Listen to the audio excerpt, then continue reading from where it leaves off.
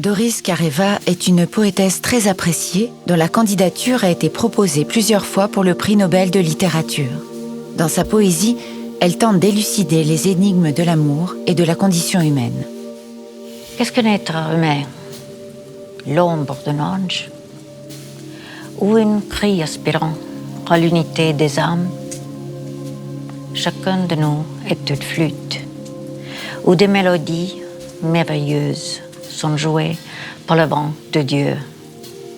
Aime, et tu seras aimé.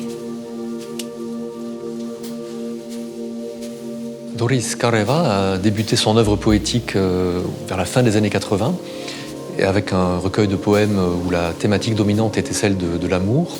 Et on pourrait dire qu'elle s'inscrit par là dans une longue lignée de femmes poètes, depuis Lydia Koidula, la grande poétesse du Réveil national, jusqu'à Marie Under, et puis peut-être plus récemment Betty Alver. Mais elle apporte dans cette thématique amoureuse finalement un traitement assez original, assez nouveau. La poésie est la danse de la langue. La danse, c'est la poésie du corps. Le corps est la langue par l'univers. Entend, sent et voit. D'abord, elle a une poésie qui est très souvent fondée sur des effets de sonorité. L'allitération et l'assonance jouent un rôle absolument central dans ces textes. C'est souvent même l'élément qui détermine le choix des mots.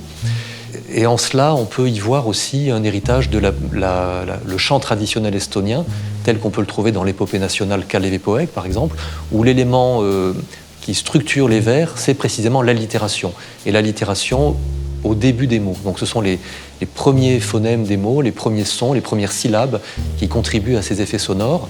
Et on trouve ça en permanence dans les poèmes de Doris Kareva. Donc ça, c'est un premier élément de renouvellement de la thématique amoureuse qui consiste à la faire passer par des jeux très complexes sur les sonorités. Tu n'es meilleur que personne. Tu n'es pire que personne. Le monde t'a été donné. Regarde ce qu'il y a à voir. Regarde ce qui est autour de toi, ceux qui sont à tes côtés.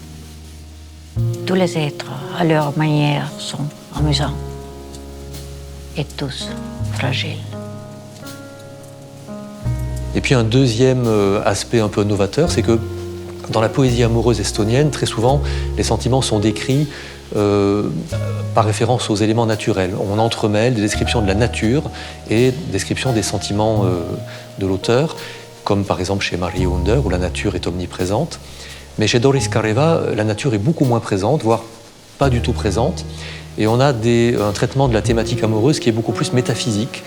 Et cette dimension métaphysique devient même dominante dans les poèmes de sa dernière période, où la thématique amoureuse s'efface pour céder la place à des problèmes beaucoup plus essentiels, beaucoup plus centrales de la condition humaine et de la place de l'être humain dans ce monde.